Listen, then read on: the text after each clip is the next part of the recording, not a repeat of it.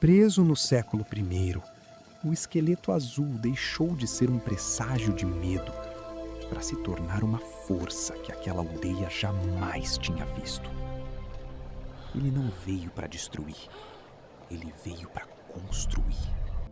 Mais longe dos olhos de todos, o trabalho dava lugar ao vazio.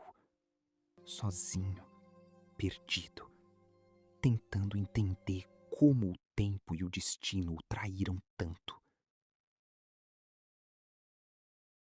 Observando a rotina da aldeia, ele entendeu que o maior peso que aquelas pessoas carregavam não era a pedra, era a própria miséria do lugar. Lama acumulada, água parada e restos apodrecendo no meio da rua.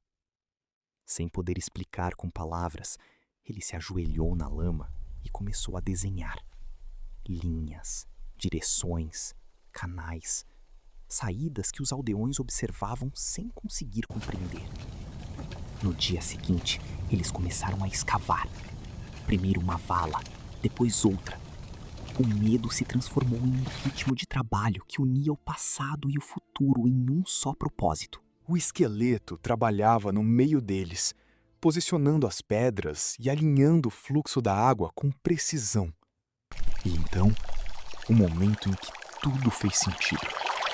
A água, que antes apodrecia entre as casas, começou a correr. Uma criança parou perto do novo canal, olhando para o fluxo como se visse um milagre.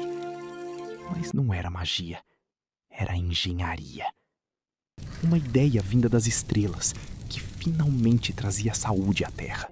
Naquela noite, o corpo imóvel na palha deu lugar ao impossível. O fogo da cabana se transformou em luz fria, circuitos e metal. Ele estava de volta, deitado na cápsula, cercado pelo som familiar das máquinas que um dia foram sua única companhia no vazio. Pela janela, a visão que justificava toda uma vida. A Terra. Tão real que ele quase podia jurar que o pesadelo do passado tinha acabado. Ironicamente, ali em cima, ele se sentia mais perto de casa. Mas sonhos são cruéis. Num sobressalto, o metal virou madeira.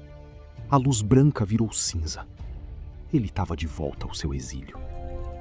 Sozinho no escuro, ele entendeu a pior das verdades. Sua casa estava a milênios de distância. No dia seguinte, ele voltou ao trabalho. Naquele lugar, continuar em movimento era a única forma de não desmoronar mentalmente. A vila continuava a crescer. Novas estruturas eram erguidas e o esqueleto estava no centro de tudo, carregando madeira pesada e ajudando a preparar a base daquele futuro primitivo. Mas durante a escavação de uma nova fundação, algo interrompeu seu movimento.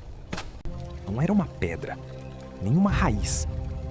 Era algo frio e rígido. Era metal. Um metal liso demais, escuro demais e preciso demais para aquele século. O esqueleto parou na mesma hora. O tempo parecia ter congelado. O mundo encolheu. Se havia tecnologia ali, então ele não era o primeiro viajante. Sua queda talvez não tivesse sido um erro. Talvez tivesse sido planejada. Ele apertou os objetos contra o peito, sentindo um pânico gelado. Quando a noite caiu, ele atravessou a floresta em silêncio absoluto. Voltou ao único lugar que ainda o ligava à vida que perdeu. A cápsula de fuga. Velha, danificada e engolida pela mata. Lá dentro, tudo continuava morto. Painéis queimados, fumaça e o cheiro de ferrugem secular. Mas ele se ajoelhou diante do console como quem encara um altar sagrado.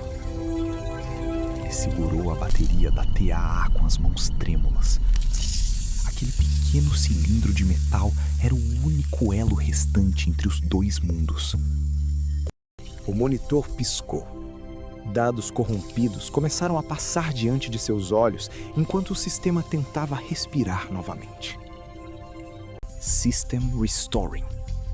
O logo da TAA brilhou na escuridão da cabine, revelando que a cápsula ainda guardava segredos muito mais terríveis do que a própria queda.